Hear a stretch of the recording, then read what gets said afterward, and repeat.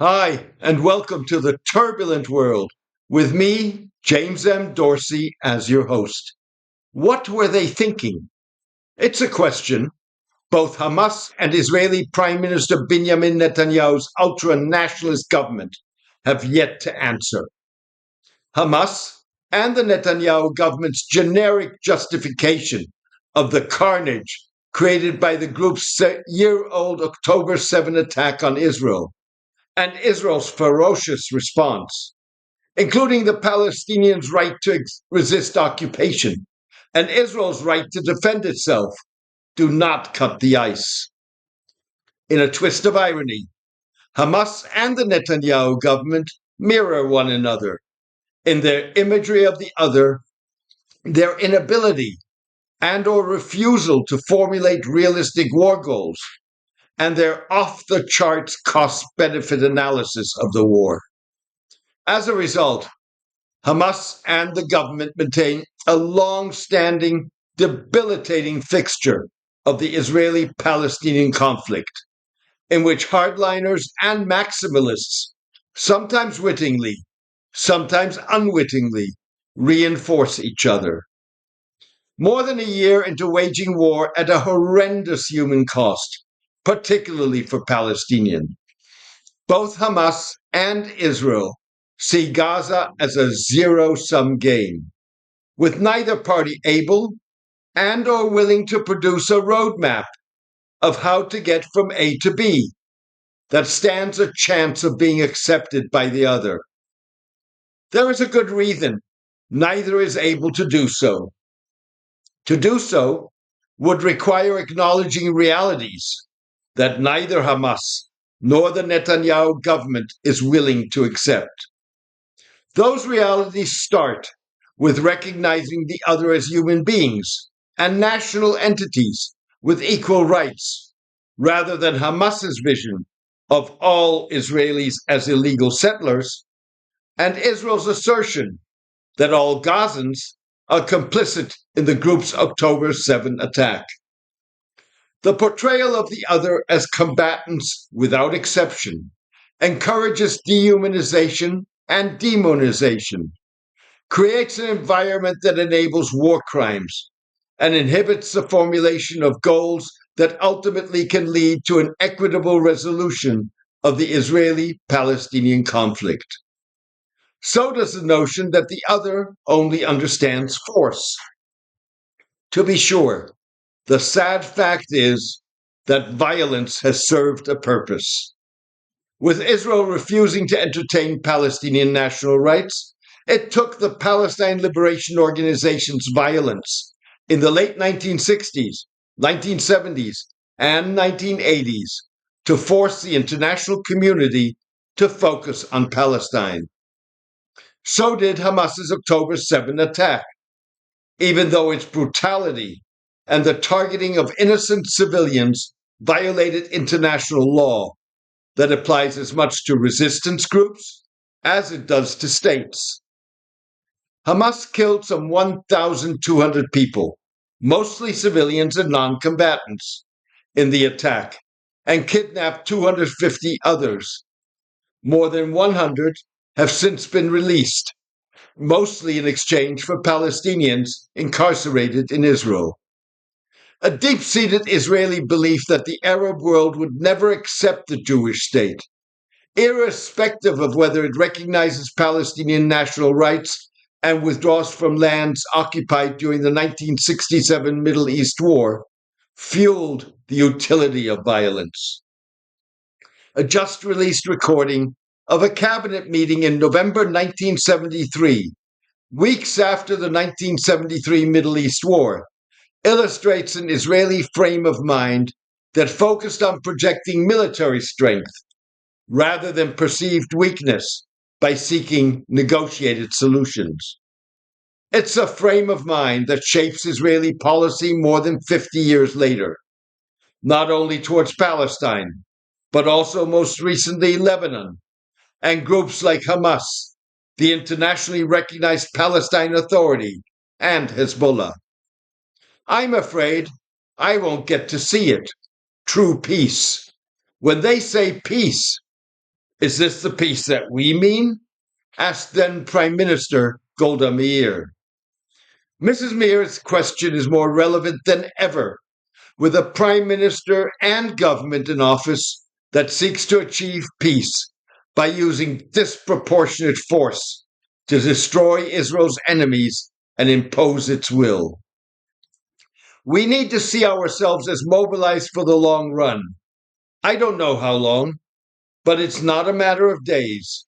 As long as there is no peace, there is war. And war can come to the fore at any moment.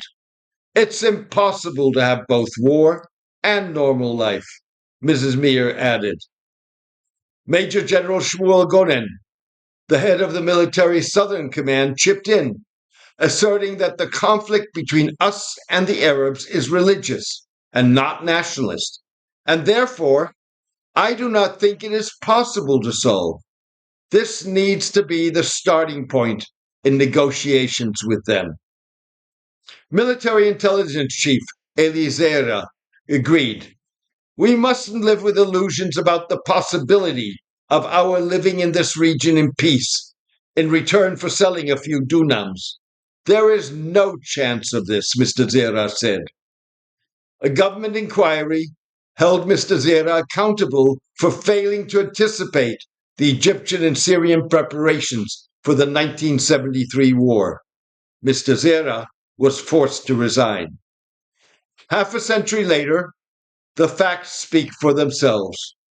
Israel's 1979 peace treaty with Egypt and 1994 deal with Jordan have withstood the test of time, as have the Jewish state's more recent normalization agreements with United Arab Emirates, Bahrain, and Morocco. Nevertheless, Israel utilizes its lack of trust in negotiated solutions that involve compromise to justify the de facto annexation of the West Bank, a dehumanizing and repressive occupation of Palestinians, and its total disregard for international law, institutions, and public opinion. The lack of trust mantra also allows Israel to ignore and reject any suggestion of a solution to the Israeli-Palestinian conflict that does not amount to a surrender and acceptance of Israeli dominance. As a result, both Israel and Hamas pursue maximalist goals that threaten to turn Palestine into a forever war that saps the strength of Israelis and Palestinians and threatens regional Armageddon.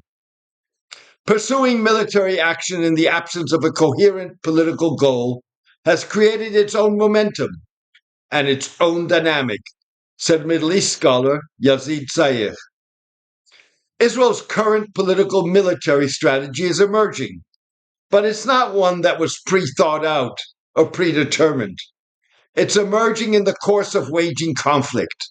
It's driven by Netanyahu's narrow, parochial domestic political calculations, driven by messianism, and frankly, the fascistic and often genocidal outlook of his more extreme right-wing partners, Mr. Zayech added.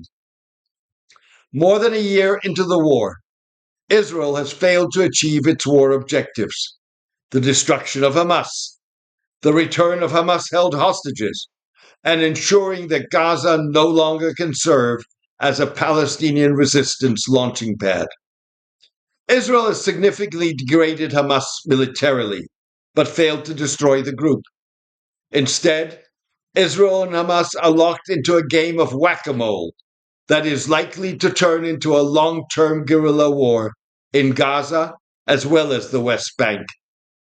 In the latest incident, Israel this week re-entered Jabalia in northern Gaza for a third time, asserting that Hamas had regrouped in the town and refugee camp after the withdrawal of Israeli forces. As of this writing, 3 soldiers were killed in the fighting. Similarly, negotiations rather than military operations have freed more than 100 of the 250 people kidnapped by Hamas and other militant Palestinians on October 7 of last year. Many Israelis fear that by refusing to accept realities on the ground, Mr. Netanyahu has effectively abandoned the remaining hostages to their fate. A historian of the Palestinian armed struggle and former Palestinian peace negotiator, Mr. Sayegh is no less scathing in his analysis of Hamas, whom he describes as delusional. Mr. Sayegh said he was grappling to understand why Hamas paid so little attention to the question of ensuring that its fighters inflicted minimal damage on civilians in southern Israel. I can't for the life of me work out whether any sort of plan was made of whether Hamas leader Yahya Sinwar and military commander Mohammed Dave simply didn't care or were quite knowingly and deliberately pursuing maximum shock effect through the targeting of large numbers of civilians. Mr. Sayegh went on to say, the question that remains for me is, if Hamas's goal was to break the logjam and to force Israel to pay attention to the Palestinian situation and to engage meaningfully with Palestinians, then it should have been really clear from the start that it was doing this in order to kickstart or revive the two-state solution process. There needed to be much clearer asks, much clearer goals, and this needed to be matched by an iron discipline in terms of making sure its fighters understood that there had to be no excessive harm to civilians. Thank you for joining me today. Thousands across the globe are avid readers and listeners of the turbulent world. Join them in helping maintain and expand the column and podcast by becoming a paid supporter. Paid subscribers have access to the full archive, exclusive posts and polling, can leave comments, join debates, and know they are supporting independent writing, reporting, and analysis that lets the chips fall where they fall. You can contribute by going to jamesmdorsey.substack.com and choosing one of the subscription options. Thank you for your support and loyalty. Take care and best wishes.